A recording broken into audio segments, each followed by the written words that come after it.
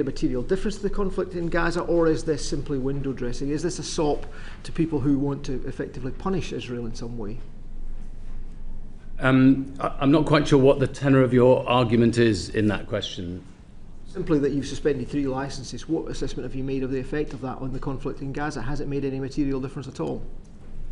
Well, it means that they're not able to use them, and we've suspended more licences. It's just that 3 of the licences that are extant and would have been continued, because the licences are normally for 2 years, have been suspended. There are others that were suspended on the 2nd of September last year. I grasp the mechanic of this, and I know there's 3 suspended. My question is that what assessment have you made in the round, what assessment has the government made in the round of the effect of the suspension of those licences? Have you done any work on what effect that's having on the conflict? Well, that isn't the job of the DBT, that is a matter for the FCDO.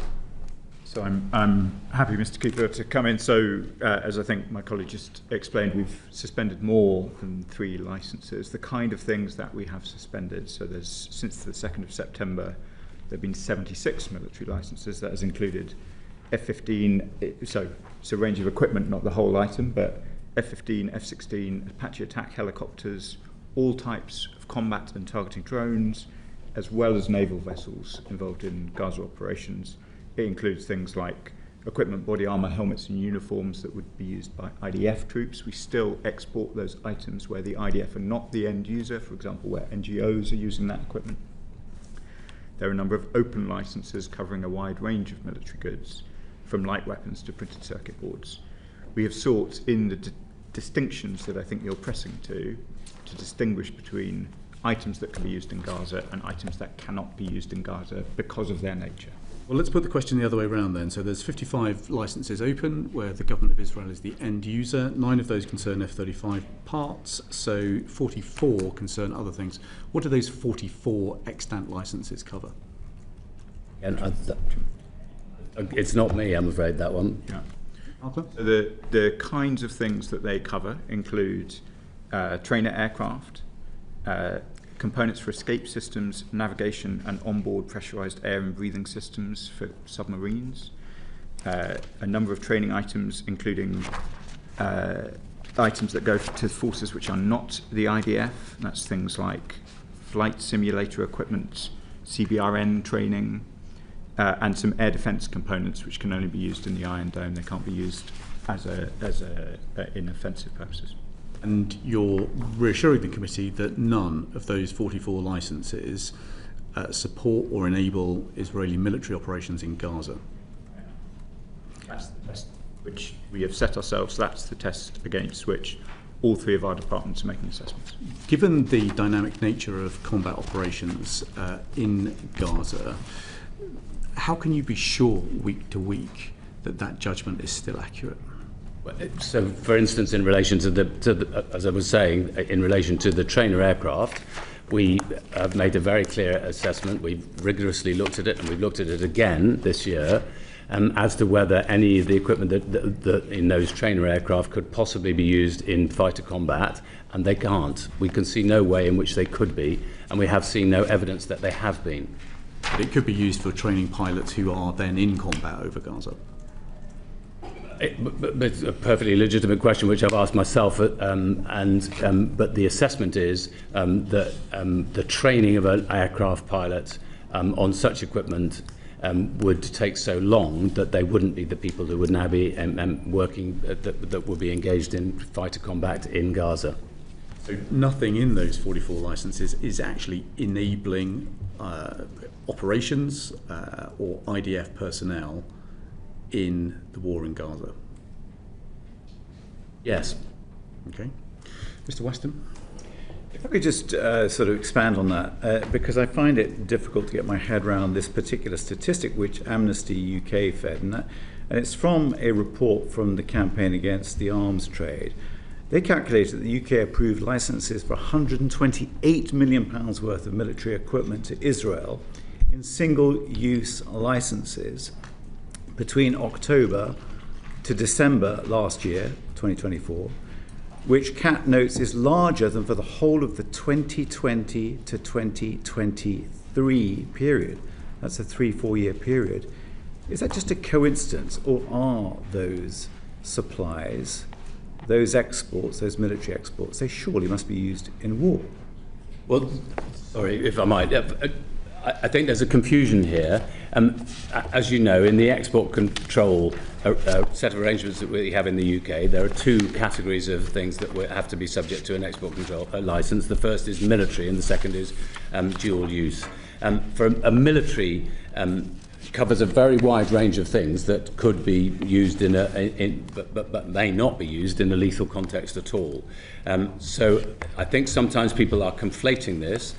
As I say, for instance, the use of some of the licenses relate to parts for submarines. The judgment we have made, the assessment we have made, is that that is not being used in any sense, in any way, in relation to Gaza. But it is a striking statistic, isn't it? £128 million worth of exports for military equipment in a 3-month period, which is greater than a 3.5-year period that preceded it. I might, Mr. Weston, there is 84 licences which we have authorised on the basis that they are for re-export to a third country. So in a period of international uncertainty, it is obviously the case that there will be some components from the UK going to Israel which will end up in a third country. I think Israel's expertise in drones, for example, is well known. It is likely that lots of that re-export will be to our allies, and we have not sought to restrict a component from Israel leaving and going to Ukraine or somewhere else. We do take action where we think it will end up in Gaza. So there's 50% of the extant licenses are for re-export and third country, and we take quite a thorough approach compared to many of our comparator countries on ensure we are focusing on final destination rather than simply the country we're trading to. Mr. Bryant, is it possible to have a breakdown of what that 128 million might be? Not now, obviously, but subsequently to the committee. Well, in the broadest possible sense, yes, it is. I mean, I want to be as open as I possibly can in the information that we give to the committee. There do have to be some parameters around that in terms of the commercial sensitivity of the individual companies and in relation to the security of the individual companies. So within those parameters, I'm happy to be as open as is possible. That would be very, but I should just to correct that, or not correct, but to add to the point that Mr. Faulkner was saying, he's absolutely right in saying that 50% of that figure is not ending up in Israel; it's going elsewhere afterwards. Roughly, somewhat less than a third ends up in Israel and with the Israeli government. So the tempo of assessments about whether the equipment that we're licensing is used in Gaza looks like what? Is that a weekly assessment, monthly, every so often when you get around to it? How often do these assessments take place given the dynamism of what is happening on the ground? I think it might be best if we went to Rosemary, who is most directly engaged in that. So, Chair, there is regular assessment. The important thing to start from... We know there's regular. We're trying to work out how regular. Well, of the licences are kept under continual review, and we have continued to keep the excellent licences under review, and that's particularly when we have new information that comes to light. So relevant licences can be revisited, we can review them. We have suspended further licences in that time. And sorry, I should just make one other correction of what I said to Mr. Weston earlier. Of course, the numbers that he's referring to are the maximum value that will be allowed under the licence. It's not necessarily the amount that actually ends up going out under the licence, so which may be considerably smaller. I'm not still clear quite how frequently these reviews take place. So once you have got your feet slightly further under the table... No, so I'm happy to answer. Most licences last for roughly 2 years, so there is an end date to every licence, and there has to be a process of reapplication. That's why some of the licences that I was referring to earlier, which have been suspended, are still extant, if you see what I mean, but they will come to an end. I'm just conscious that this descent into barbarism continues to plumb new depths each week, and so I'm interested in how often you're asking your officials to look again at what equipment the Israeli Defence Force is using just to make sure that we are not complicit in what is going on in Gaza. And there has been a moment that we've been able to do that in this last week again, because inevitably a new set of ministers are asking a set of questions again about, are you absolutely certain about these particular licences? Mr. Falconer, you wanted to come in there? I was just going to say, Chair, that I think it's important to distinguish between two sets of assessments. One is licence by licence, as the three departments do their work. And the other one is the international humanitarian law assessments that the Foreign Office is responsible for, which we do on a roughly 6 to 8 week rolling basis. That does mean that we are inevitably basing our assessments on the past. I'm very conscious, as you are, of the developments even over the summer that we've seen in Gaza. We are currently considering the latest IHL assessment. Well, more properly, the Foreign Secretary will shortly consider the IHL assessment, which will take us up to the end of June. Are you happy that when those reviews are published, and the last, 5 or 6 have concluded that Israel is not in compliance with IHL, are you happy when each assessment is published, there is an exercise in DBT which basically checks the 55 licences to see whether they should be cancelled? I am satisfied that the three departments do review that very carefully, and that with each assessment we make sure that is cascaded through the system. I may not. Yes, just following. And sorry, if I might, just before moving on, the other thing I think is important is that it has to be proportionate to the kind of licence that it is. There are licences where clearly the area might be more ambiguous, and those should receive more frequent and regular reassessment. But there are others which are, for instance, they are still controlled goods, but they're going to, for instance, to journalists and others, where I think that well, I'm more concerned about the to 55 end-user licences where the government of Israel is the end user. Yeah, no, I understand that, but we have to consider all of those, because these might move between one and another. Yeah, thank you. What burden of proof is on the government of Israel to demonstrate that it is re-exporting those products as opposed to using them in Gaza? So the point of the case-by-case licensing process is that all of that is managed before it leaves the UK. Once an item leaves the UK... There's no burden of proof on Israel to demonstrate that they have actually done what they said they would do and export it. Once an item leaves the UK doesn't have control over it, which is the point of the very, very intensive assessment of the case-by-case licensing system, based on extensive information from FCDO and MOD, which is the point of the joint unit. So we just take it on good faith? We don't take it on good faith. We take it on very, very careful assessment and information done by experts in post. And, why wouldn't you be asking for export proof from Israel that if they are importing these, saying they'll export it again, they demonstrate that? Because our relationship is with the exporter. And if there were to be any evidence at any point that wasn't where it was ending up, then that would be a breach of the licence, and then we would be able to revoke. Wouldn't it be prudent and sensible to be insisting on that? No, because the work has to be done before we get to that point. Yeah. I think you're misunderstanding the process that we have. I understand it. Thank you, Chair. My first question is to Minister Falconer.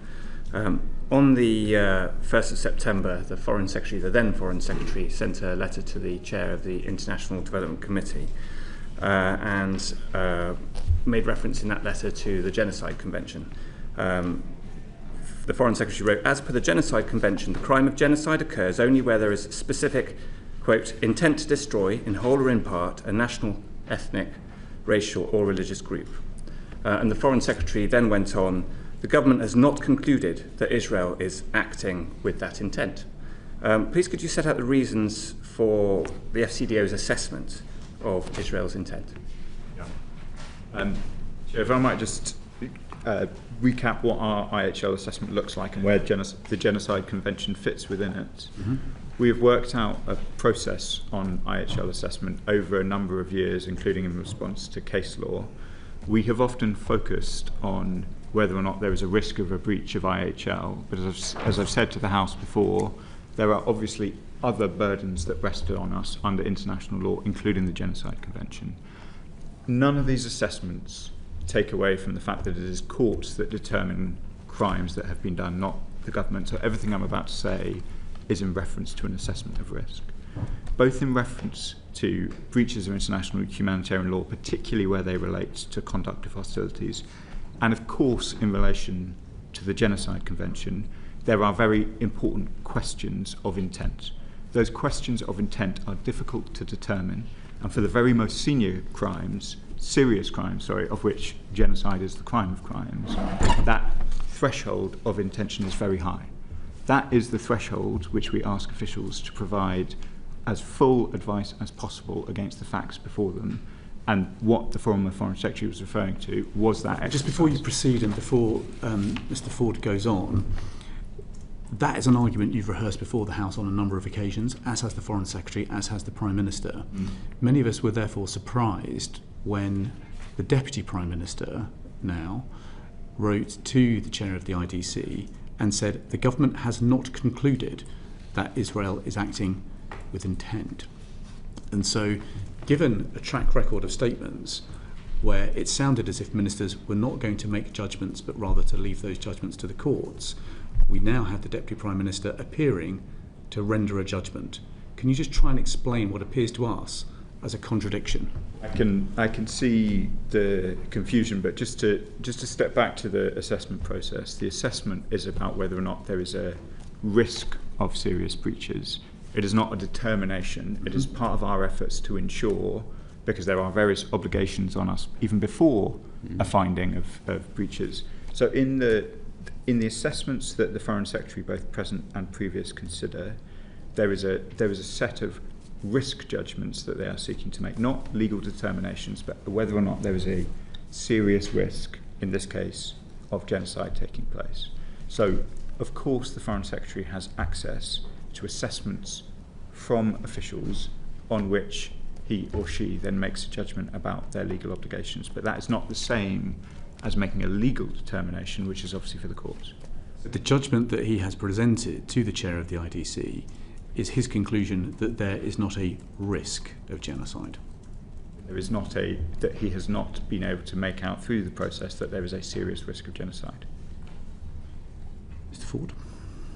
So, would you go further and say that the government has concluded that Israel is not acting with that intent?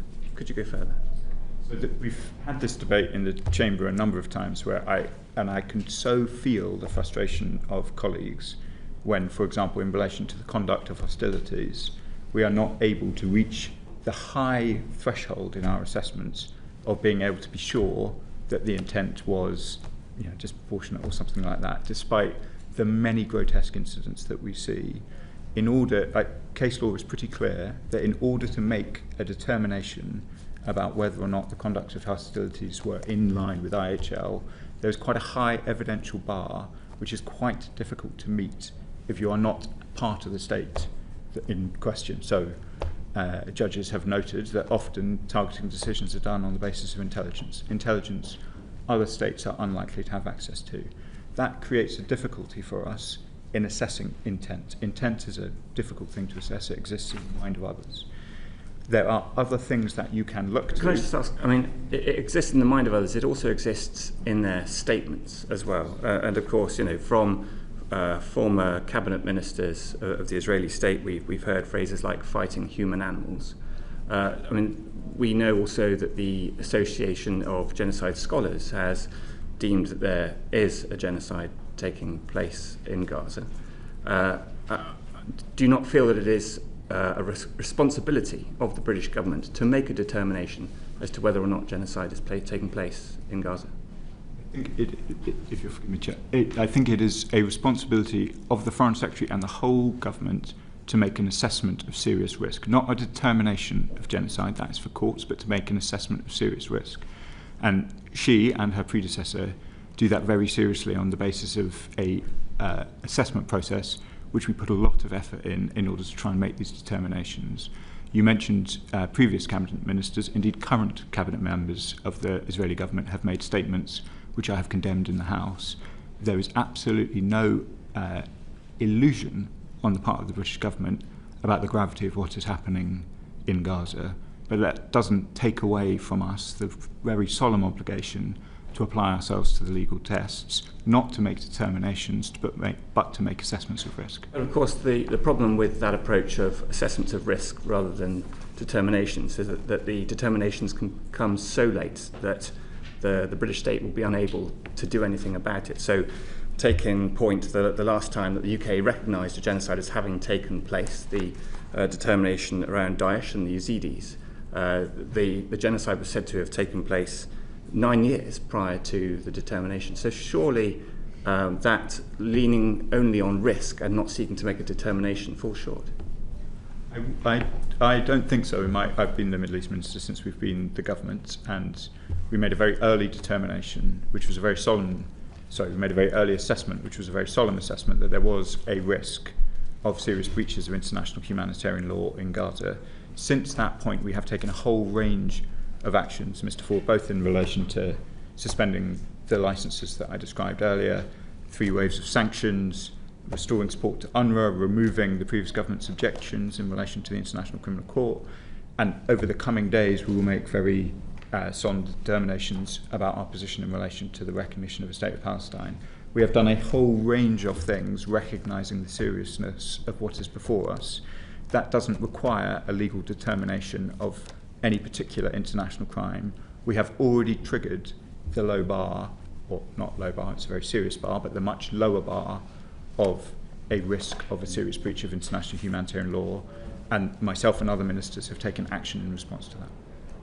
At our previous ministerial evidence session, we explored that the FCDO had reached the conclusion that there was insufficient information to decide in 411 of 413 alleged incidents of breaches of IHL. Do you know what the latest figure is from the IHL compliance assessment process? Well, the latest assessment will be very shortly before the Foreign Secretary. I think the overall point that you make is correct, which is there are a whole range of incidents, many of which I have decried from the dispatch box, on which we are still unable to satisfy ourselves sufficiently of the evidential threshold to be sure that they are breaches of, or risk being breaches of IHL. And you'll have seen the extent to which the very facts of what is happening in Gaza is contested so often by all sides of the conflict. So I would say to the committee, as I've said to the House, that the fact that it is difficult to make those assessments with full confidence does not take away from the overall judgment that we have made. The way I would characterise it is you have a set of questions around the conduct of hostilities, you have a set of questions particularly around aid, because we consider Israel to be the occupying power in Gaza, and IHL is clear on the obligations that then fall, and a set of questions around detainees. The questions about aid and detainees are easier to answer because they require less insight into the minds of those making decisions, and because those are clear elements of IHL where we can more easily satisfy ourselves that there is a serious risk that Israel is in breach of their commitments. That is why we can make an overall determination without seeking to enter in every one of those incidents you describe into an argument about the facts of the case, an argument which is very difficult for us to conduct from outside of Gaza without international journalists in there. So we have reached a conclusion, a very sober conclusion, about whether or not we can have confidence in Israel's adherence to IHL in the way that I set out through the assessment process. That does not require us to make judgments on each individual incident. Recent reports stated that figures from a classified Israeli database suggest that 5 out of 6 of those Palestinians who have been killed in Gaza were not terrorists but civilians. Do ministers recognise those figures? For the reasons I just set out, I would be loath to try and give a precision which does not exist within the British government about the conduct of hostilities in Gaza. The horror of the scenes before us is obvious to all, and I've decried them repeatedly from the House of Commons. The Spanish government has taken a different view, and the Spanish Prime Minister is prepared to refer to what's going on in Gaza as genocide. When we see our allies starting to shift their position, might the UK follow rather than lead? That we will follow the law as we understand it, including as it's expressed domestically and internationally, and we take these issues very seriously. How the Spanish consider these questions is a matter for them. Okay. Let me just clarify the former Foreign Secretary's letter. He said, as I mentioned, the government has not concluded that Israel is acting with intent. That sentence could be interpreted in two ways. If we put the accent on the beginning of that sentence, we could say the government has not concluded. That would imply that there is a process that is still ongoing. We could look at it another way and say the government has not concluded that Israel is acting with intent. A conclusion has been completed and the conclusion has been arrived at. Is this determination still open, or has the government come to a definitive judgment as of now that there is not a serious risk of genocide?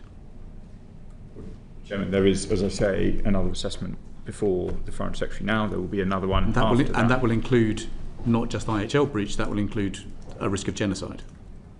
That will make an assessment against the tests of the Genocide Convention, yes.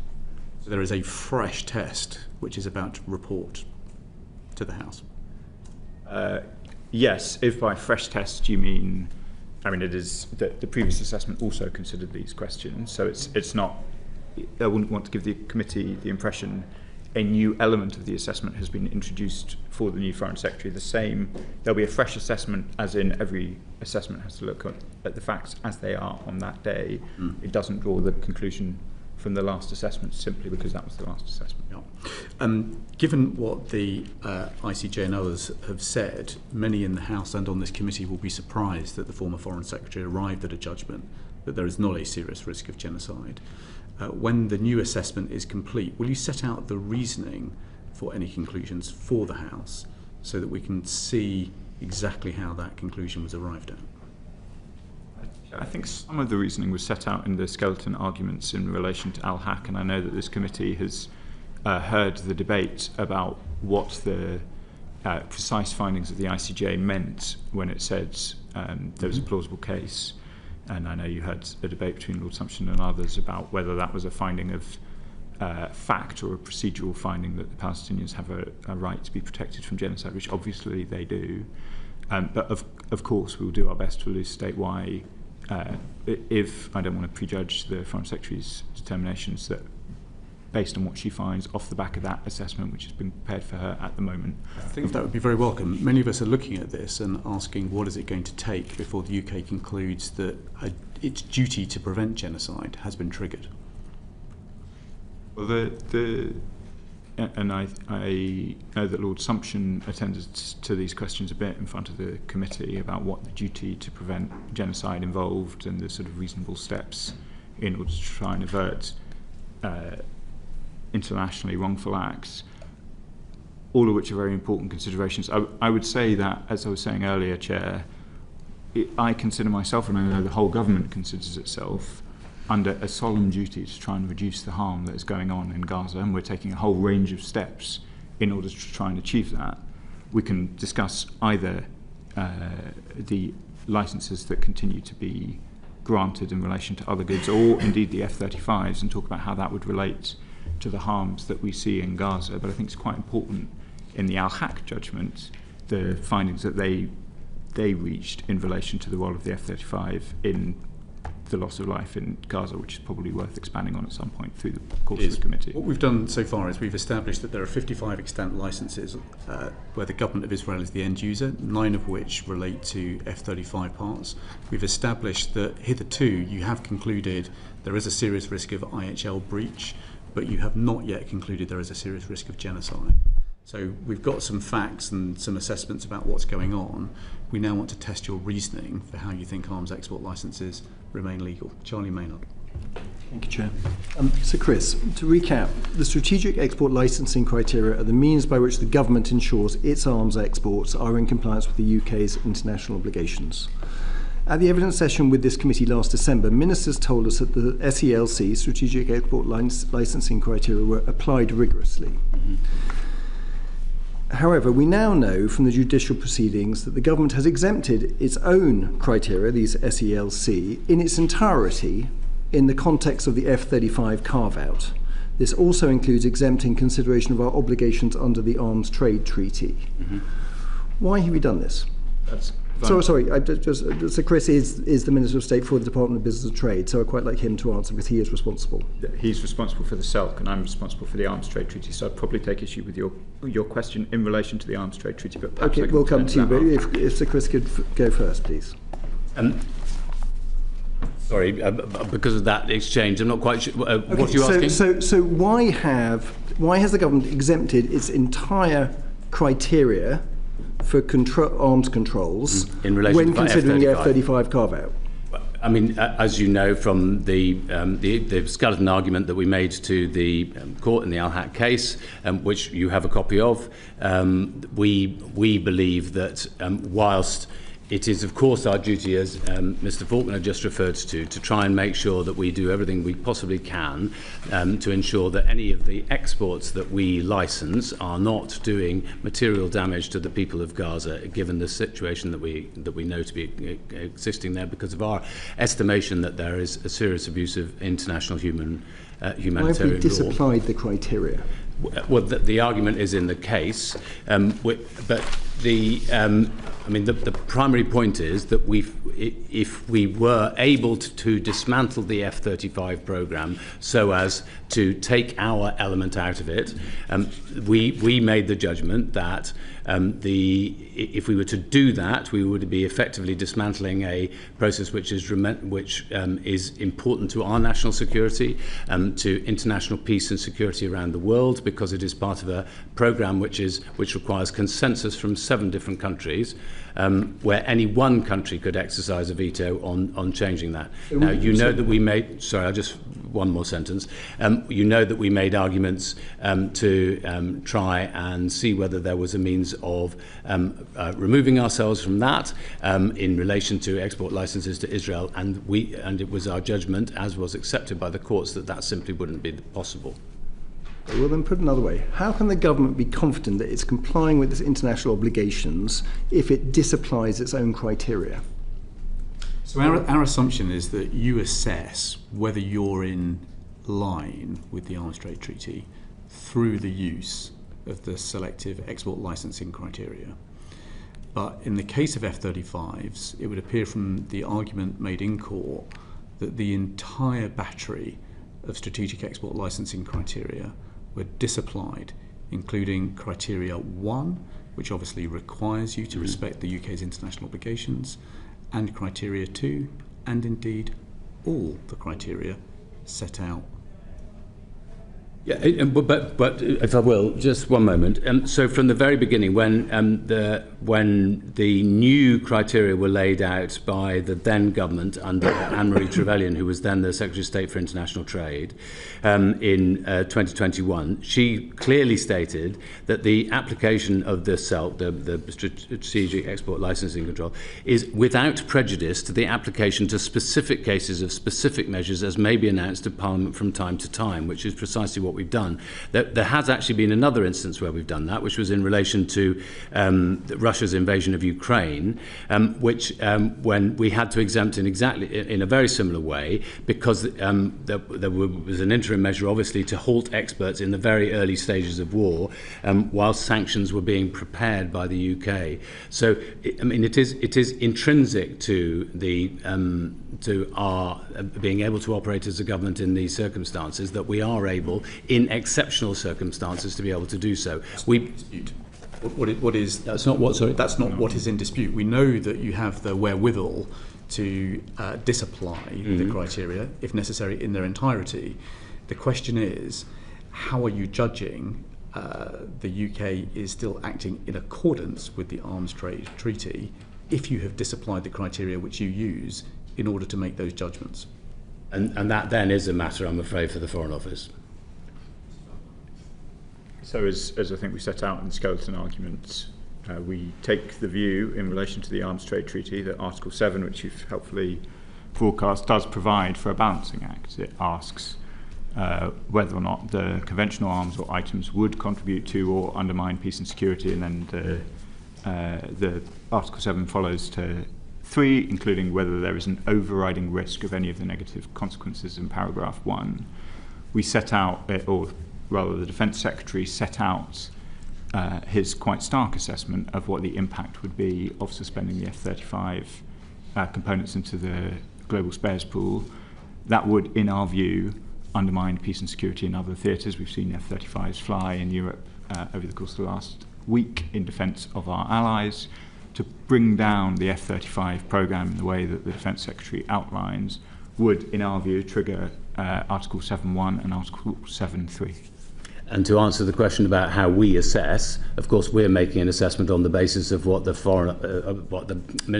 Secretary of State for Defence has advised us, which is precisely the letter that you now have.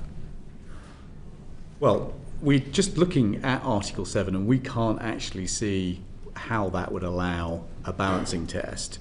There isn't an interpretation of balancing tests in the academic commentary, nor in the ICRC, nor amongst many of our allies. We've written repeatedly to Business and Trade, as has our sister committee at the IDC. No legal authority has been supplied to back up this interpretation, and we can't see much support in international law for a balancing test either. It's certainly not provided for in the manual of the law of armed conflicts, which is issued by the Ministry of Defence. So perhaps at this point you could set out exactly what legal authority you are relying on for this balancing test, which we can't find anywhere else. It's in front of me, Chair. So if we step through it piece by piece. So if the export is not prohibited under Article 6, which I don't think the committee is arguing, each exporting state party shall assess the potential that the conventional arms or items would contribute to or undermine peace and security, and then if, after conducting this assessment and considering available mitigating measures, we determine that there is an overriding risk of any of the negative consequences in paragraph 1, the exporting state party shall not authorise the export. That seems to me a relatively straightforward, in the normal reading of it, opportunity to, is it going to contribute or undermine peace and security? We have on one hand the potential involvement of it within the conflict in Gaza, where I think it's worth saying that the judge, the two judges in fact, when considering it, said the grave risk to life in the ongoing military operations in the Gaza Strip is not created by the F-35 carve-out and would not be removed by the suspension of the export from the UK of F-35 parts into the F-35 programme. That seems to me a relevant consideration to would it contribute to or undermine peace and security, as to is the element set out by the Defence Secretary where he warns about bringing down the F-35 programme through ceasing provision to the global spares. I'm sure Minister Pollard would be able to give more detail to it, but it feels pretty straightforward to me. The text that you've put in front of me does provide for that balancing, because the question is, would it contribute or undermine peace and security? The Arms Trade Treaty in its entirety is pretty clear. It's not presenting balancing tests, it's presenting absolutes. And the absolutes that it presents are that if there is a risk that exporting something contributes to a breach of international humanitarian law, then the export should not be allowed. Is it not quite clear even from that text that it's saying, I mean, both the text in itself, but Article 7 is clear that this is not an absolute article, because it's saying if the export is not prohibited under Article 6. So I read from that. But it's also saying if the item could be used to commit or facilitate a serious violation of international humanitarian law, the exporting state party, i.e. you, shall not authorise the export. I mean, we undertake these assessments on the basis of all of the legal advice available to us. The legal advice that we have is that Article 7 provides for a balancing test. We've set that out in skeleton arguments before the court.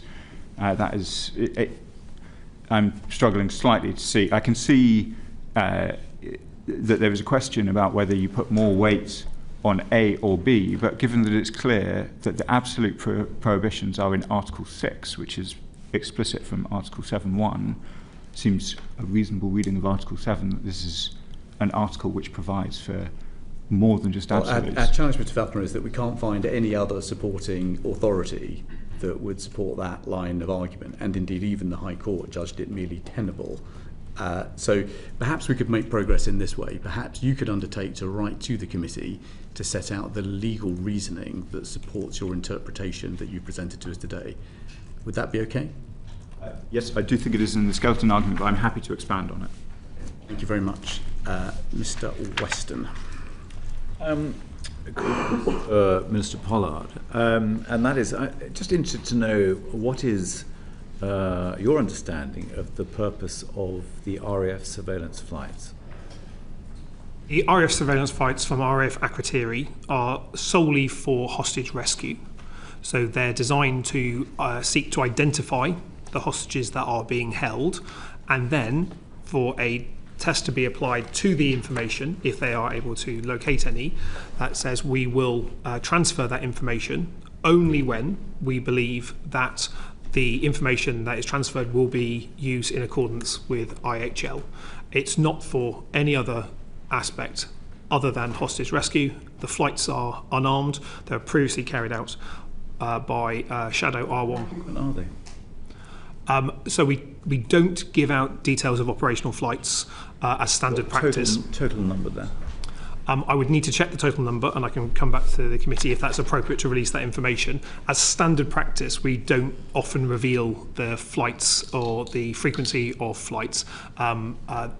As these are unarmed aircraft, many of them will squawk and can be picked up on open source. So even though the MOD may not reveal them, there may be alternative methods that the committee can find the answer. These flights are identifying the locations of hostages? They're seeking to do that, yes.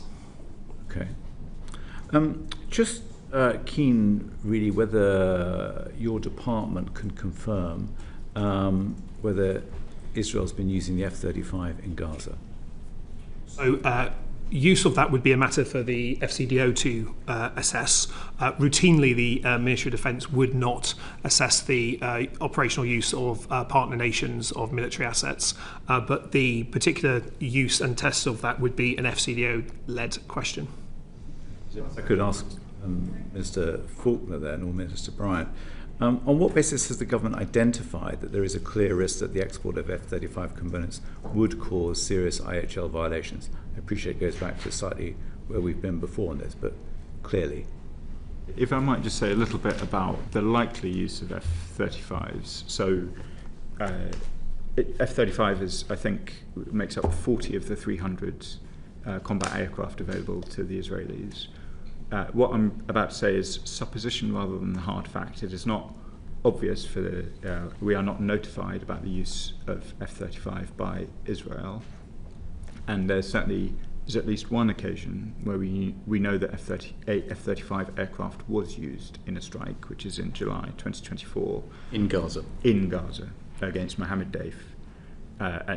It is likely, we would suppose, that the F-35, as Israel's only fifth-generation combat aircraft, is used much more often for other tasks where the air defence, being able to conceal yourself from another state, is more likely to be required. Like so Qatar? For example, Qatar.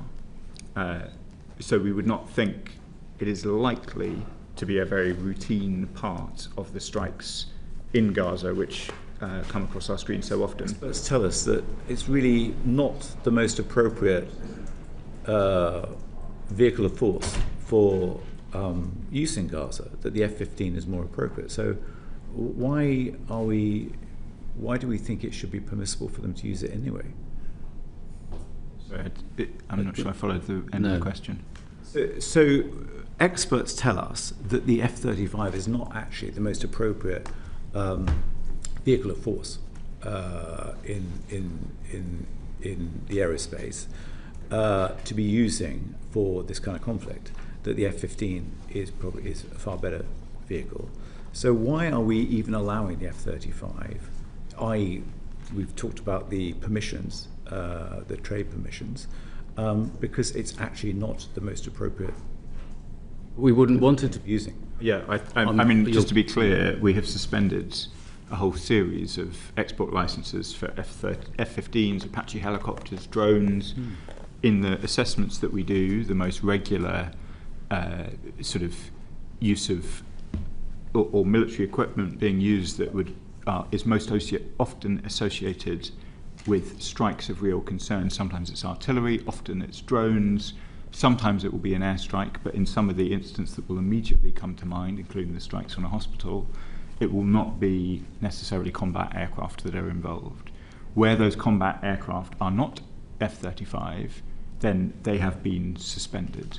The reason why we have not suspended F-35 is not because we think conceptually it cannot be used in Gaza. As I say, in July 2024, it does appear to have been used in Gaza. It is because of the wider issues that we described in the debate about Article 7. I understand that. It just seems that it's almost like an academic argument, given that it shouldn't, there's no need to be using it, I guess is my simple point. If you say, Mr. Faulkner, that it has been used, and you gave a date when you believe it was used, what is the likelihood, what are the chances of it being used again in Gaza? So I want to be clear, Mr. Weston, that it is very difficult for us to determine, given all of the things that have been said so far, exactly what weaponry has been used when in Gaza. The lack of international journalists, all of the obvious reasons that would make those determinations difficult. I suspect that the F-35 is not used regularly. The strike in July 2024, I think the Israelis believed was against a particularly high-value target senior in the leadership of Hamas. So it may be that it has been used on other occasions for similar such strikes. We would be surprised if it were being used with any great regularity, but it's difficult to give the committee very precise answers on that, given the constraints about the information available. It could be used in the West Bank. It in theory could be used in the West Bank. I'm not aware of any reporting of in the West Bank recently that could be similar to this sort of signature of an F-35 strike in the way that we've seen in other places, but I can double check that point and come back to you. And just to be absolutely clear, Mr. Weston, we have rejected and ceased licenses where people have sought to export other equipment for other airplanes, which we were fairly clear would and could and in all likelihood would be used in Gaza. And the only difference about the F-35 is the way that the whole system is constructed. Mr. Pollard, just come back to you. Do you have an estimate for the number of sorties that have been undertaken by F-35? And what information does the government have on targeting and the ordnance used by the Israeli F-35? We don't routinely collect information on the activities of Israeli planes, and so we don't have a lot of that information that I'm afraid I can share. So with the surveillance flights, we don't actually keep data, we don't record anything about any of the amount of destruction of any part of Gaza during those flights? Oh, so if we're looking at the activities of the hostage search flights, that's solely for the intention of locating hostages, so that all the activities of those flights are based on hostage location to assist in the search and rescue for those hostages, and so that's their primary and only tasking.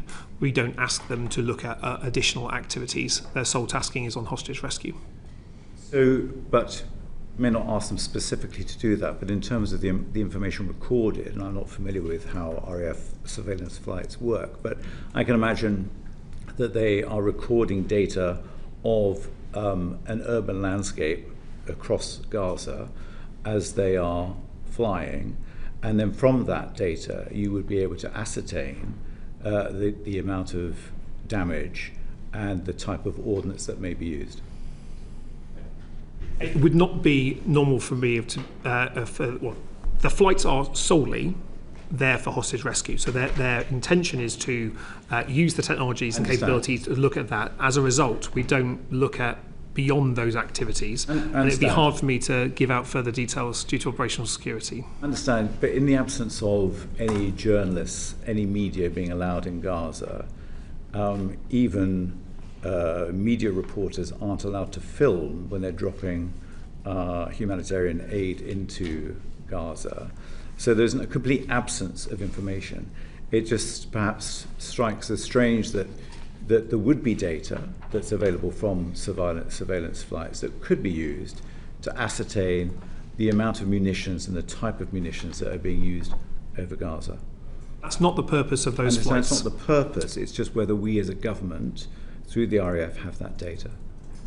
Whether the data would be held in such a format that it would be able to identify that, because effectively, instead of, without going into too much detail, instead of looking at the landscape, the geographies, it's trying to detect information that would pinpoint a location of individual hostages. So in respect, the tasking of the aircraft would be a different set of tasking than you are suggesting might be available in the data.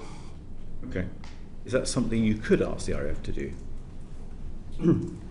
It would not normally be a thing that we would look at in relation specifically to this, because the tasking and our entire mission out of RAF Akrotiri is solely for hostage search and rescue. If there were to be alternative taskings based on a wider aspect, that would require a very different approach, and it may also affect the permissions that may be available to the planes to operate in the area. I understand, but I guess if going back to Minister Faulkner's point about making an assessment, if there's an opportunity for the government to make an assessment of what is happening in Gaza, when all of us are denied that because we have no media feed about what's happening, the UK actually has an opportunity to determine or assess what is happening from those flights, and therefore the government has an opportunity to do that, which would actually be very helpful then in determining whether a genocide is happening in Gaza. It's difficult to go further in answering the question due to the fact that we don't routinely comment on intelligence matters.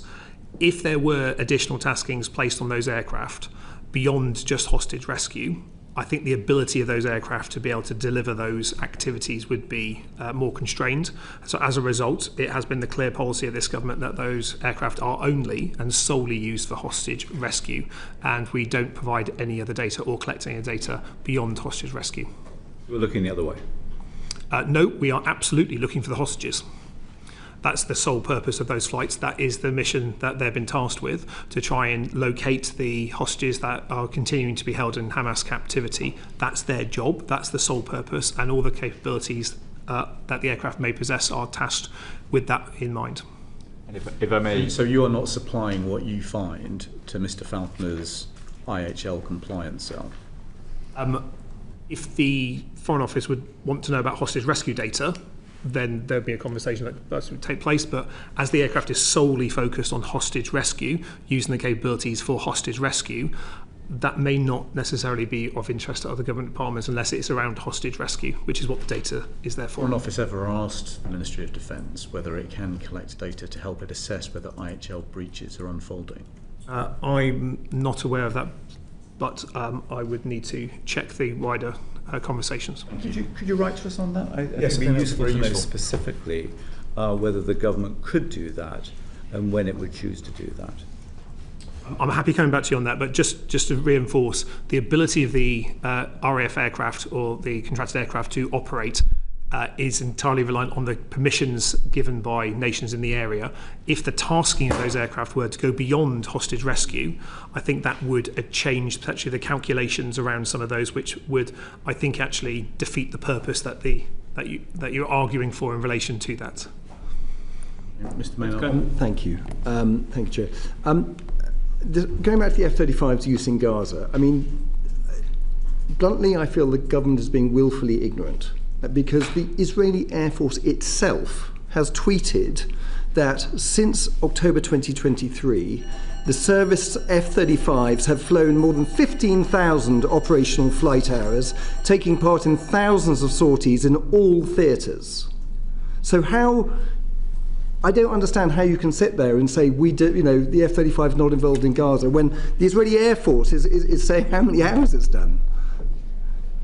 With respect, Mr. Maynard, in the year that I've been the Minister, Israel has flown aircraft in lots of different places. A sortie is not the same as a strike, and it was to be expected of 40 aircraft that there's quite a lot done. The question that the committee has rightly asked is what level of fidelity do we have about F-35 flights into Gaza? And I've given you my I go back list. to willful ignorance. So to that point, we have planes going over there. Yeah, we can see bombs being dropped. We can see whether those are, we can join those dots, and we are choosing not to. Mr. Maynard, I am not showing willful ignorance. I am not ignoring evidence that is before me. We consider, it may be how it looks, but I'm telling the committee that every piece of evidence which is before me and every piece of evidence that is before the Foreign Secretary, we consider. There is a difference, as I'm sure you know, between a drone flight, which happens at a much lower height, and an F-35 flight. You cannot tell from a drone necessarily that there is an F-35 above you unless it strikes beneath you. Here for all of the questions of the committee, but I would prefer not to be told that I'm turning a blind eye to things when I'm telling you that's not what I'm doing.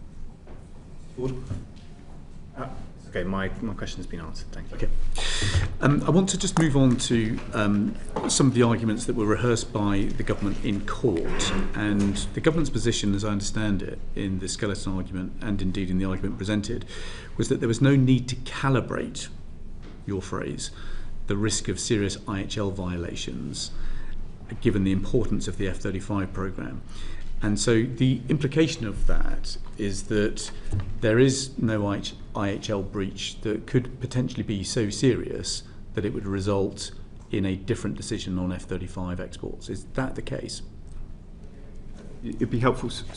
Sorry, the use of calibrate is a. This was a phrase that was used in court, and the judge, in summarising the government's position, concluded that the government was in effect arguing that it had no need to calibrate the different kind of IHL breaches that it was concerned about, in essence because there was no IHL breach that was going to be so serious or could be so serious that we would stop exporting parts for F-35s.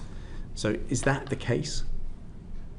Chair, without prejudice to the arguments that we made in court, because it's quite difficult for me to zone in on exactly which part of the skeleton argument or the judgment that you're referring to, but I would say 187 of the judgment.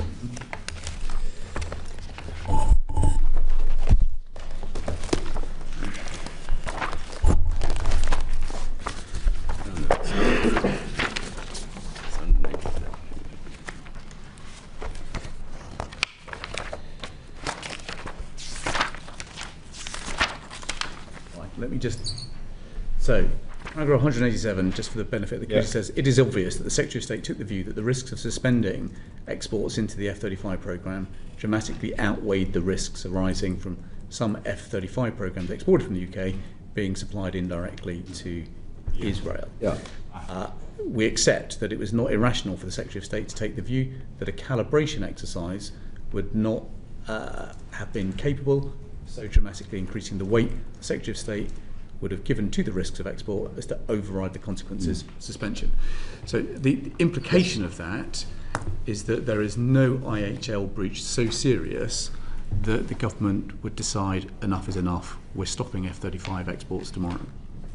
That was not quite what I took from that section of the judgment. I think that I'm careful to summarise judges, but my reading of that section was that the judges, having satisfied themselves on the factual position as it currently is, I quoted, I think it's paragraph 164, where they say the grave risk of life in the ongoing military operations is not created by the carve-out and would not be removed by the suspension.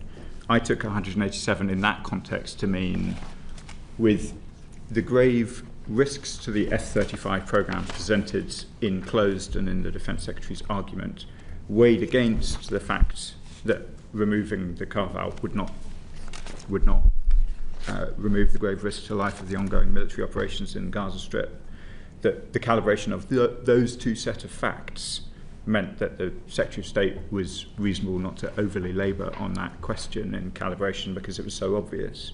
That is not to say, I think, Chair, that we make these assessments regularly. We do so with full knowledge of the very serious tests that fall on us from international law, from a whole range of treaties and instruments, including the Genocide Convention. clearly, if we reach different assessments, then I think questions like this would feel very different indeed. But I read 187 as being recognising ending the carve-out is not going to end the violence in Gaza, and there are very significant implications for Britain's national security and that of our allies.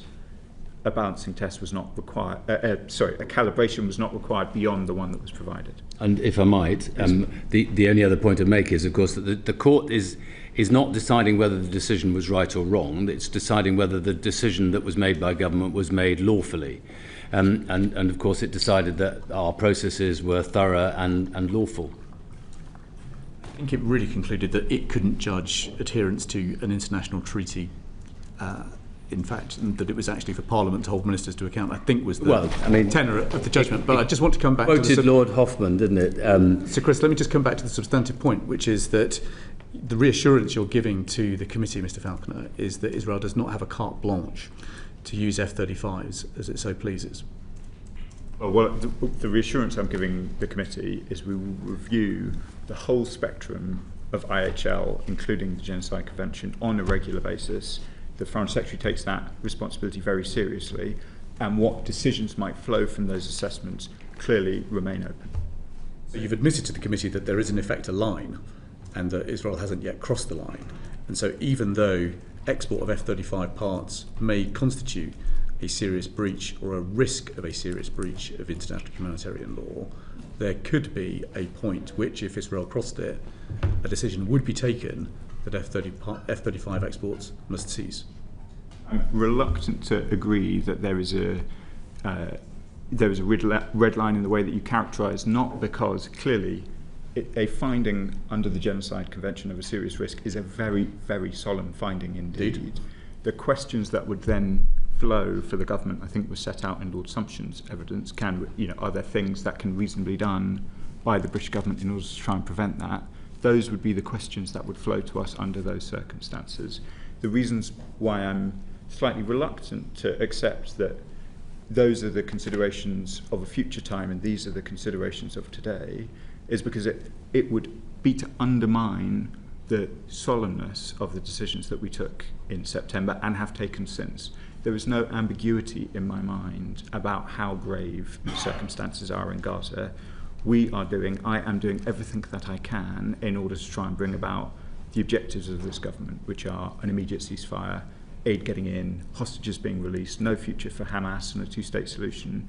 I wouldn't want to give the committee the impression that I or anyone else in the government is waiting for some further thing to be triggered before we really seriously get busy. Yeah. We are working as hard as we can. Of course, if we do an assessment and we make a further assessment of risk on the most serious of crimes, clearly we would review everything very carefully at that point, but I wouldn't want to give the impression that we haven't started yet. I think what we're trying to be clear about is that we're trying to understand how the government operates the selective export licensing criteria, its obligations under the Arms Trade Treaty and its obligations under the Genocide Convention. Yep.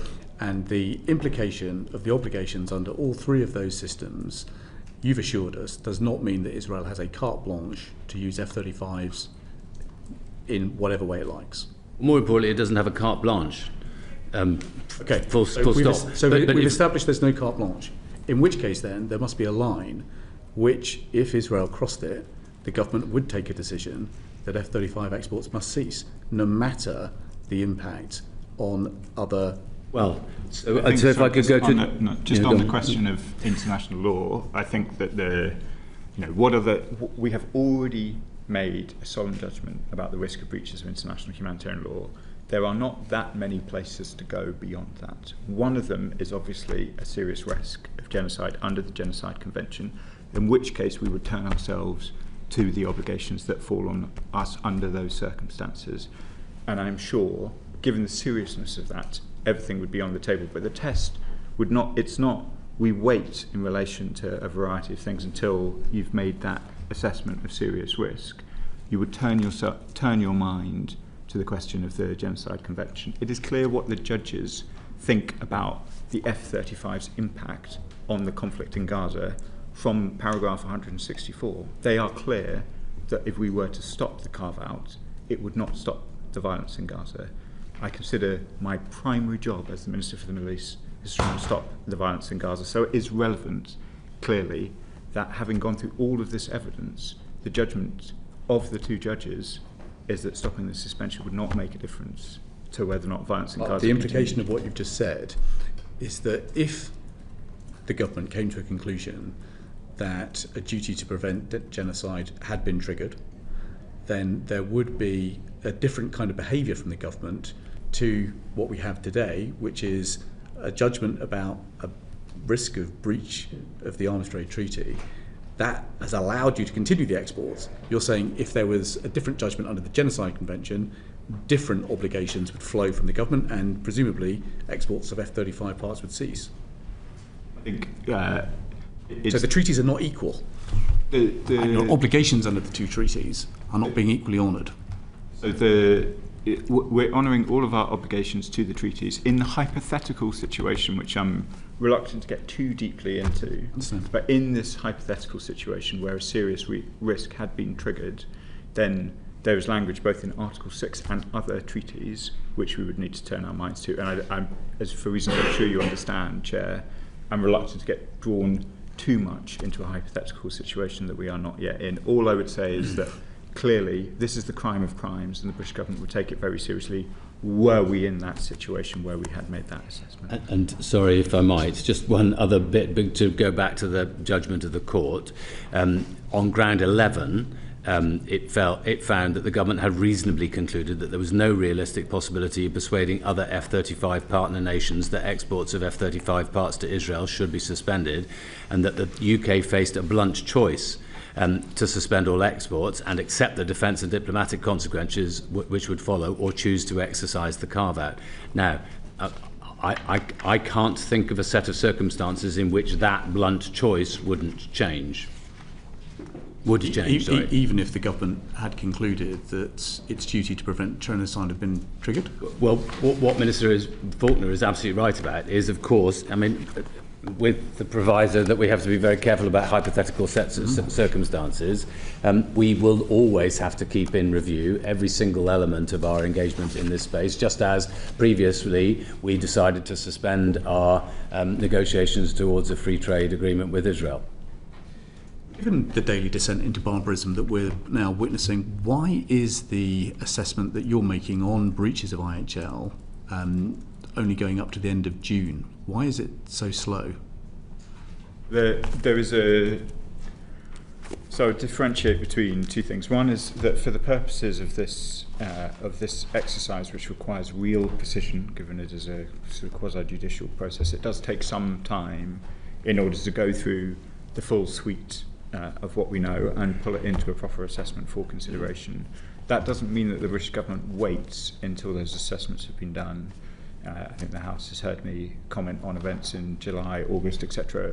in the Chamber. The fact that it takes a little while is, it's a shame, but that is just... I don't think there's a case for speeding it up. So I think the ministers of the Foreign Office seek to respond as quickly as we can to the events of the day, whether they are, the strike in Doha this week or the IPC findings of 2 weeks ago. In terms of getting these assessments right, a lot of very important consequences flow from them. So 6 to 8 weeks feels about right, given the considerable amount of Foreign Office resource that is required in order to try and make sure that we get through all of the evidence, which is voluminous, to make assessments proper. So, given the dynamism of the situation and indeed the speed of descent of what is going on in Gaza, you don't think that 8-week period can be compressed? Do I think it is possible for the 8 weeks to be compressed? I think it may be theoretically possible, but regrettably the descent has been happening throughout my period as the minister, so it may be that you could compress in a particular period, but things have got worse over quite a long time, and the Foreign Office needs to be able to maintain a consistency and a depth of assessment across all of these assessments, each one that we do. Yes, so Chris, do you think there's a sensible, relatively simple middle way through to solving the F-35 carve-out if we had enough gumption to stand up to the US, and it could look something like this. F-35 parts continue to be sold to Israel for defensive purposes only and for not for use in Gaza or other questionable theatres. All parts are tracked, so we can see where those parts are being used, and that is conditional on our continued sale of parts. So yes, we're not contractually bound with Pratt & Whitney, I get that, but this is a conversation. We've got 60,000 people dead. We need to find a way. Why this kind of false argument that the only thing is just a complete stop of all F-35 parts and that's kind of would compromise the UK seems to be a real bogus red herring. So what about that simple way through and trying to find a consensual way through with the US, with Israel, to keep Israel to allow to defend itself, but stop using the F-35s in Gaza and elsewhere? Well, it's an intriguing idea, and it's the kind of idea which, of course, has occurred to lots of people in the department before me, and for that matter to me as well. There are some very significant problems with it. One is tracking is not quite as simple as everybody would suggest. I'm informed. Secondly, Mr. Maynard, you referred to the concept of consensual. Consensus in this circumstance means all the nation states together. The way the F-35, Minister Pollard could speak more to the way that the F-35 is constructed and all the rest of it and the supply chain, but most of it is put together in 3 different countries. Let's talk about the UK, US and Israel. I'm not talking about the rest. We could come up to our own agreement saying the UK government will not allow these parts to be exported, our parts in the UK, never mind what goes on in other countries. Indeed, you have to achieve that consensus, and that is not as easy as anybody would like to suppose, which is one of the things that was talked about in the court judgment. Well, that comes down to determination, doesn't it? But it's not about gumption, I have to say. Really? No. I think people have tried quite hard. It's not it's the way this particular the F-35s are constructed, and the way that the contract is constructed does not make that easy. Now, the diplomatic arrangements are obviously for the Foreign Office, but I don't know whether Minister Pollard wants to answer any specifics about the tracking issue. I think it's worth understanding how the Joint Strike Fighter, originally CF-35 programme, works on a global basis, in the fact that of the 8 original partner nations, of which the UK is one of those, the US being another, agreements on how the F-35 global support system operates has to be taken by consensus, which means all nations in that original 8 have to agree to that position. It is our assessment currently that we would not get consensus on changes to the process. And the way that the system works is that the UK manufacturers making bits of the F-35, and we make approximately 15% of every F-35 on the planet, where there's no alternative sourcing, it is only us that sources into those programs.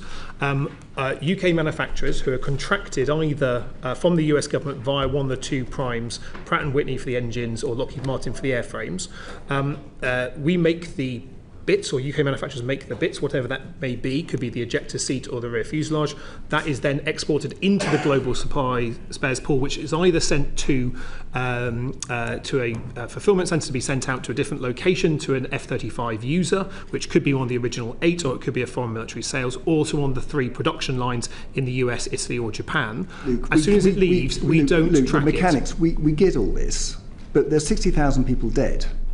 So we've got, the contracts are very important, I get that, but we do have some leverage, which is we can stop allowing those parts to be exported if we choose as a country, because we have these things called strategic export license criteria. Our judgment is... let me finish, please. So we do have that lever, and we are choosing not to use it because of the contractual obligations. And I think many of us on the committee would say, isn't there a case here, a very, very strong case, to be saying that is not allowed anymore. We will do that, and we play hardball to try and find a sensible, consensual solution. We don't have to hit the nuclear option here.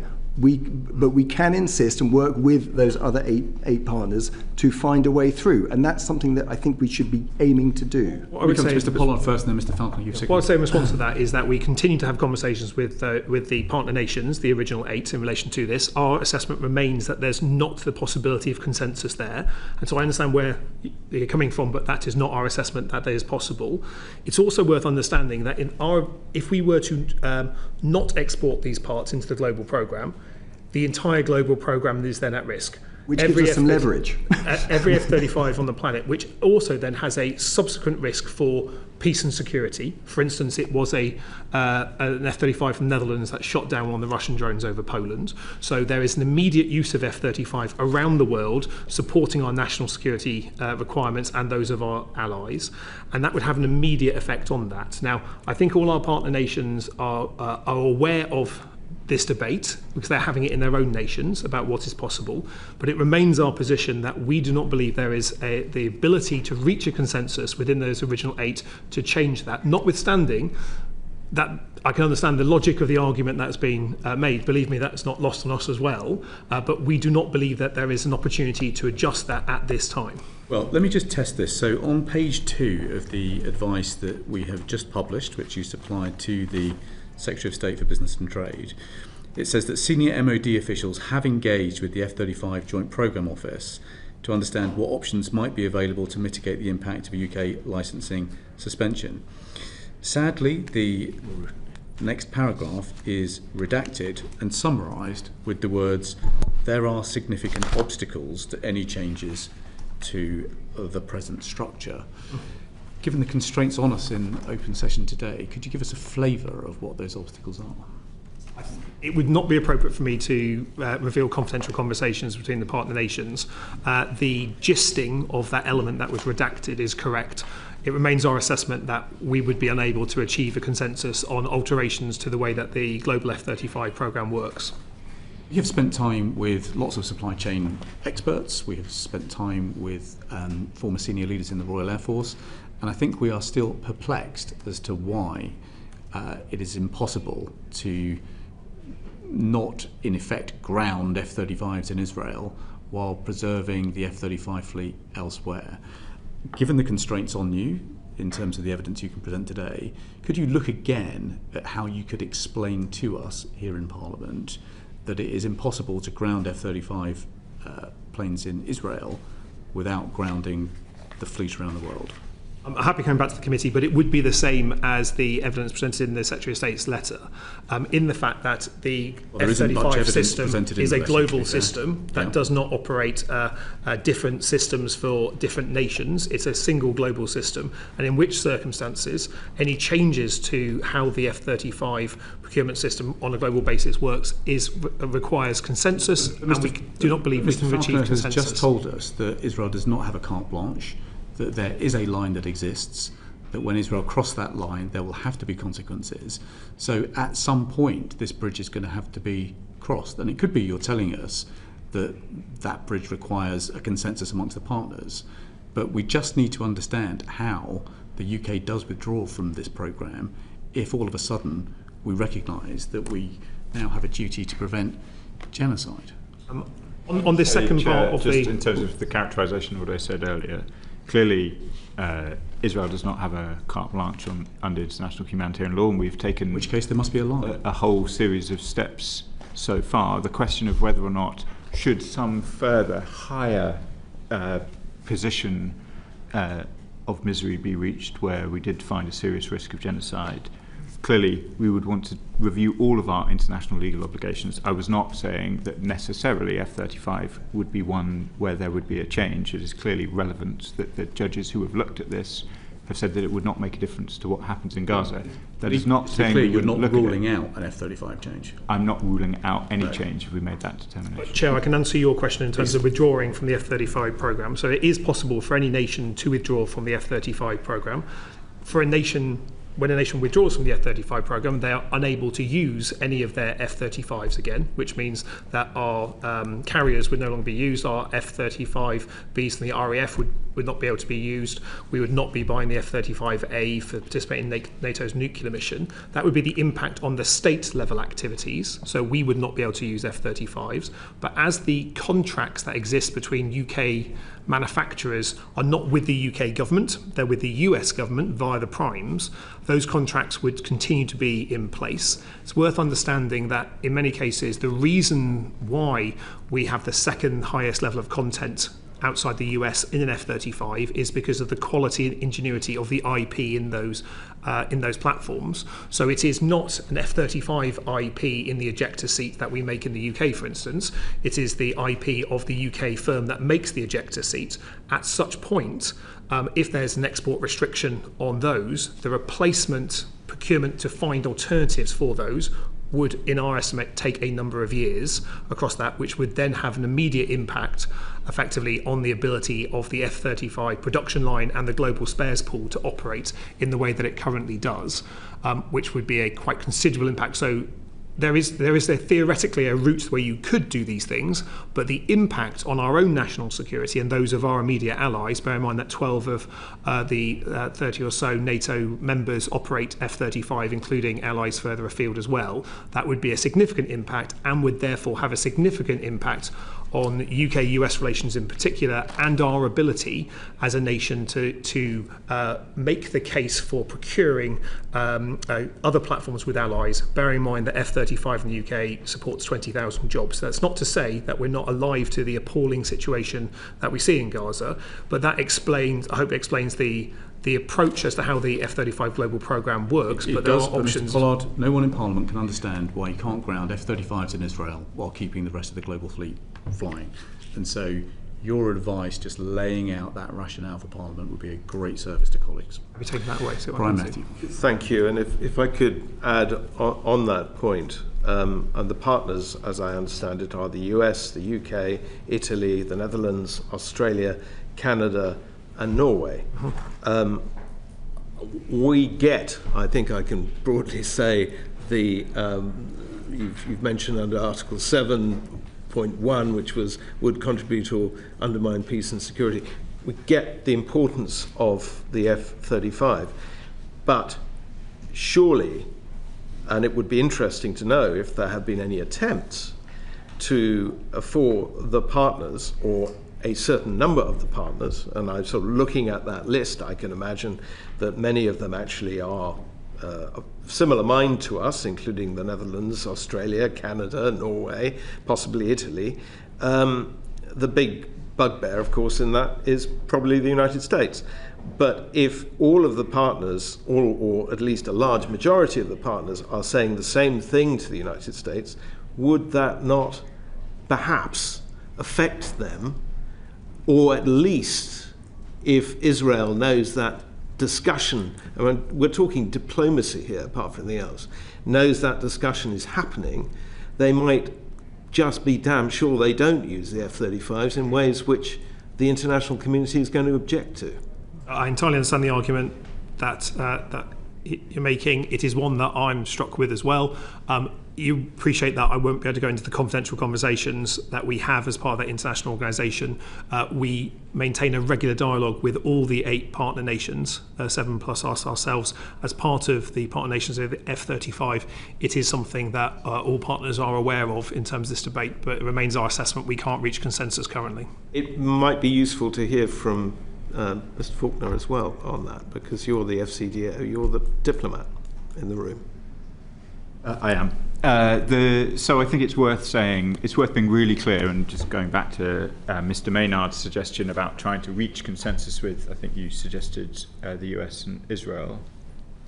Amongst those 8, there is clearly a variety of views about the situation in Gaza and the wider Middle East, and there's been no secret that the American government and the British government take a different approach to some of these questions. It is worth, I think, in conceiving whether or not, as Mr. Maynard suggests, that you could reach agreement with the US government on the components that we supply, which, to be clear, are sort of parts of the tail of the aeroplane, some electronics, ejector seats. It is worth just refreshing ourselves on what the US government is currently providing directly to the, not selling, directly providing to the US government. It includes the Israeli government. To the Israeli government. It includes more than 20,000 unguided bombs. It includes 25 F-35s just in total. It includes hundreds of drones, a range of F-15s, Hellfire missiles. This is clearly not the posture that we have taken in relation to Gaza. And so Mr. Maynard may be a much more effective diplomat than me and my colleagues, but I think as the judge found in the Al-Haq case, it is clearly not reasonable to think that an agreement can be reached when as Minister Pollard sets out, consensus is required. The US position is in a very different place. I won't comment on the other 8, but what is publicly available about US supplies to Israel is pretty clear about the different approach that they take on these questions. Could I just go back to the point that I mentioned earlier, though? There may be a lot more common ground with those other partners than the US over this, and collectively you may have more impact in affecting the United States. So my thought and my question is, will you look at that? Will you look at that question and actually engage in at least a conversation with the other partners? Because clearly we're getting to a point where Israel needs to be reined in massively. In relation to the United States of America's position towards what is going on in Gaza and the wider Middle East, I think we've said pretty clearly that this is a matter that we discuss directly with the US. There's, of course, a diplomatic judgment about whether or not we would seek to make progress on these issues with the US best bilaterally. We have a close relationship with the US, or as part of the F-35 program, as you'd expect. We take diplomatic judgments on that all the time. Can I just, sorry, Chair, if I might just, because Mr. Maynard suggested something which I didn't hear properly. I think he suggested that one of the things that we might look at is whether we could only allow Israel to have F-35s for defensive operations. I think that's what he was saying. And if so, my anxiety is it's very difficult to... That's not the judgment we're making. The judgment we're trying to make is on the deployment. And once something has gone to Israel, it's very difficult to make a differentiation between offensive and defensive operations. I'm going to move us on because I think we've covered that. Sarah Edwards. Thank you, Chair.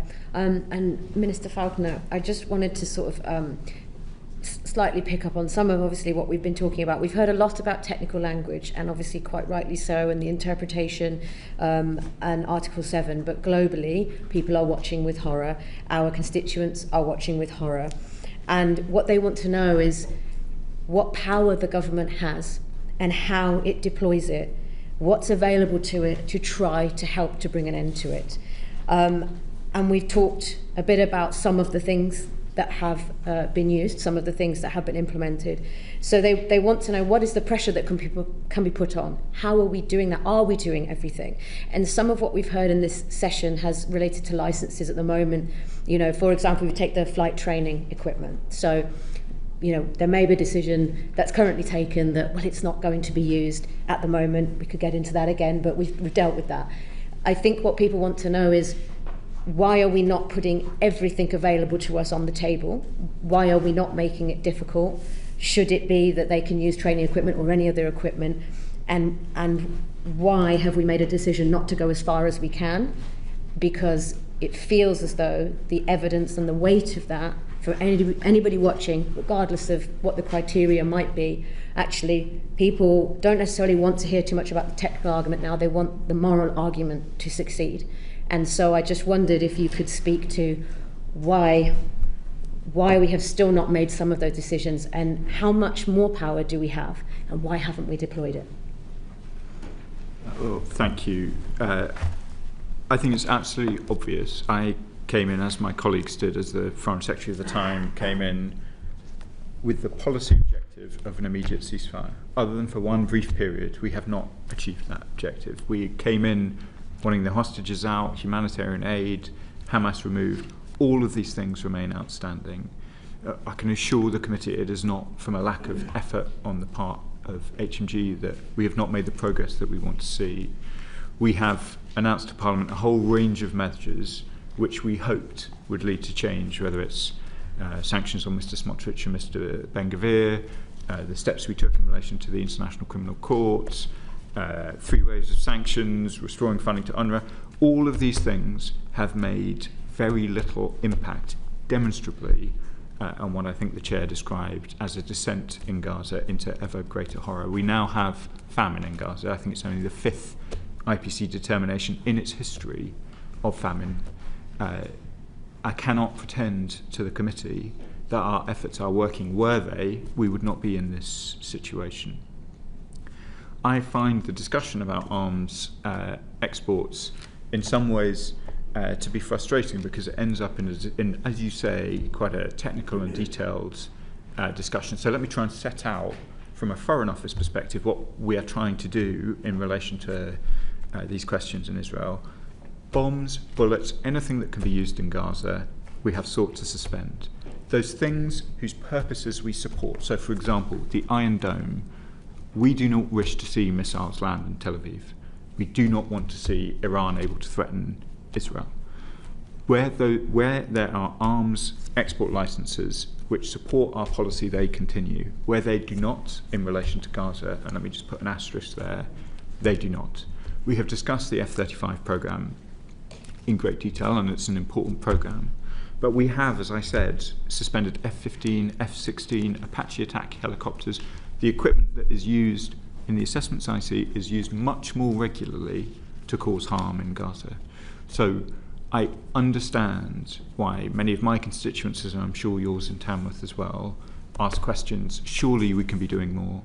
If only there were a lever in the Foreign Office that me, the Foreign Secretary, or somebody else could pull in order to achieve the policy objectives we set out when we came in, and which still remain unachieved. We are doing everything that we can. I understand why the committee focuses in the way that it does, whether it's on trainer aircraft or F-35s or body armour, which is used by NGOs. But honestly, my assessment is those things are very unlikely to move the Israeli government. If they were likely, when we suspended more arms licenses in one period than had been done in the whole 9 years previously, we would have seen a change in position from the Israelis, and we did not. So we will be coming back, I'm sure, to the whole House on questions of recognition shortly. We've set out the criteria and the timing very clearly. We will be coming back, I'm sure, on a whole range of other very important questions.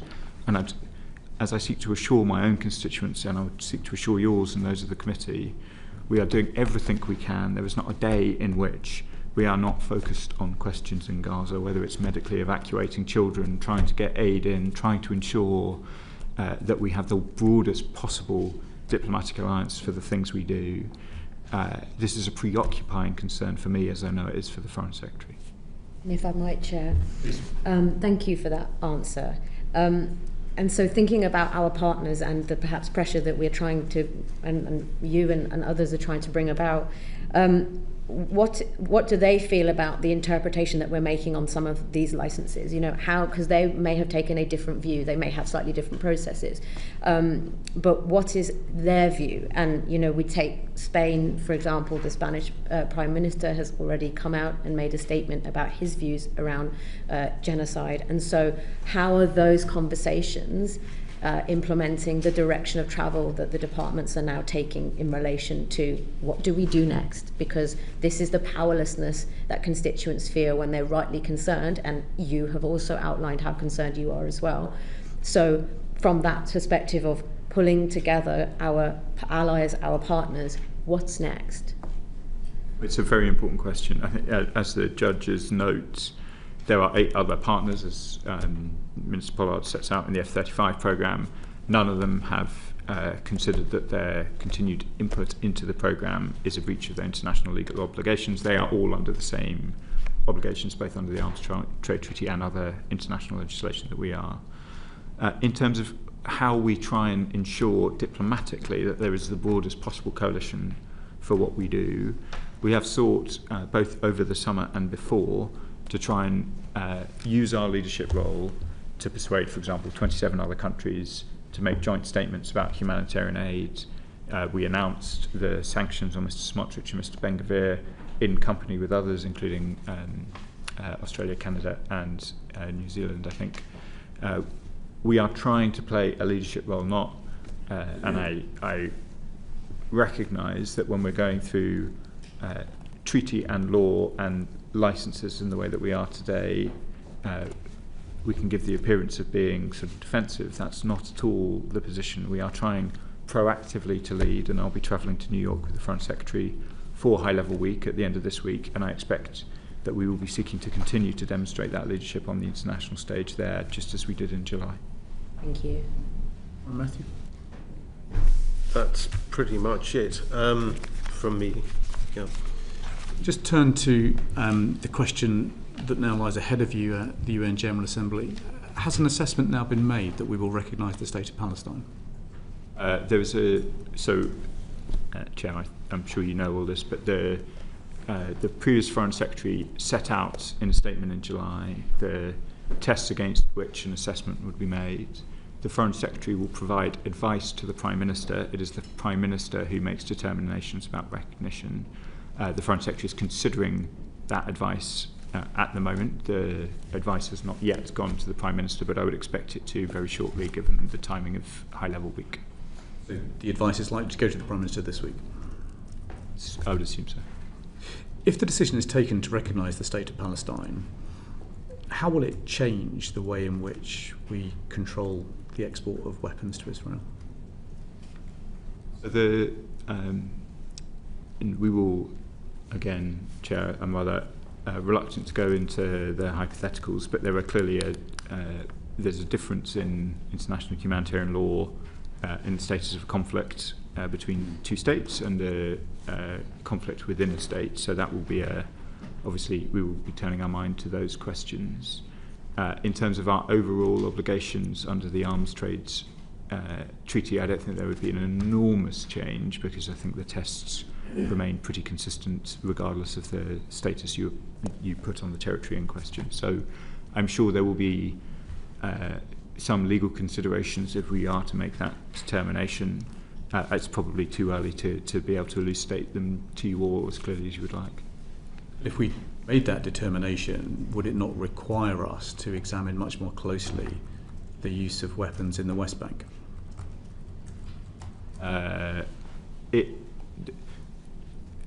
Well, I don't want to prejudge what the Prime Minister might decide. I hope I don't seem evasive, Chair, but if we do make that decision, I recognise that Parliament will rightly be anxious to understand what the legal implications of recognising a Palestinian state are. So given how close it is, I'd prefer to try and address those questions after we've made the determination, if that would be okay. I understand the prohibition on arms exports at the moment relates to arms that may be used in Gaza. Am I right in saying that there are licences for weapons that could still be used in the West Bank? The test is what is happening in Gaza, but as you've seen from the discussion this afternoon, we are looking mostly to what use they might be put. It is difficult for the reasons we discussed with Mr. Matthew to determine, in fact, which weapon systems are precisely used in Gaza. So the prohibitions, or the suspensions rather, of arms export licences, which were focused on Gaza, would also apply to the West Bank, because we have no geo-tracking on how these weapons are used. So Israel is engaged in a number of places. We would consider that the suspension of licences justified by IHL assessments of conduct in Gaza would also affect weapons in use in the West Bank, East Jerusalem, southern Syria, or anywhere in Lebanon. The question we asked at the top of the meeting was whether any of the 55 extant licences for which the government of Israel is the end user were being used in Gaza, and Sir Chris said that they were not. Can you provide the same reassurance that the licences that are currently extant, where the government of Israel is the end user, are not being used in the West Bank? I can. I will double check the point and write to you, but my understanding has always been that and just looking at the licences themselves, they are not, the air defence elements are not in use in West Bank, but I will double check the point and return to you. It's my understanding that the prohibitions that cover Gaza would also cover the West Bank and other places where similar such activity might be taking place. Well, I was going to say all of that, but and I think it should probably be me that's writing to you. Yes, maybe a joint letter. Thank you very much. If there's no other questions from the committee... Sorry, if I might just one thing. Please. Following UNGA, if whatever decision is made by everybody, if there are implications directly for us, then I'm very happy to write to the committee and engage with you directly. Thank you. I appreciate that. think we've established that there is a line that constrains Israeli conduct, and so there may well be further sanctions and controls on weapons exports if there is an assessment that there is a potential risk of genocide and that our duties to prevent genocide are triggered. We've established that there are 55 licenses still extant. The government of Israel is the end user. You've undertaken to write to us with the detail that you can supply about what those licenses actually relate to. Mr. Falconer, you've undertaken to share with us in the next IHL assessment a little bit more about your reasoning as to why the government has arrived at a decision that there is not a risk of genocide. You've also offered to share some of the legal logic which we lack about why you think a balancing test is possible within the constraints of Article 7 of the Arms Trade Treaty. And Mr. Pollard, we're grateful for your reassurance that you'll supply, to the extent that you can, an argument as to why we can't ground F-35s in Israel while keeping the rest of the global fleet flying. This committee, like you ministers, is looking at what is going on in Gaza with utter horror. We wish the hostages could come home soon, but really, the conduct of Mr. Netanyahu's government is simply outrageous, and we should not be complicit in it. Thank you very much indeed for providing us with evidence today and for the background evidence that you have supplied to us last week. That concludes this hearing.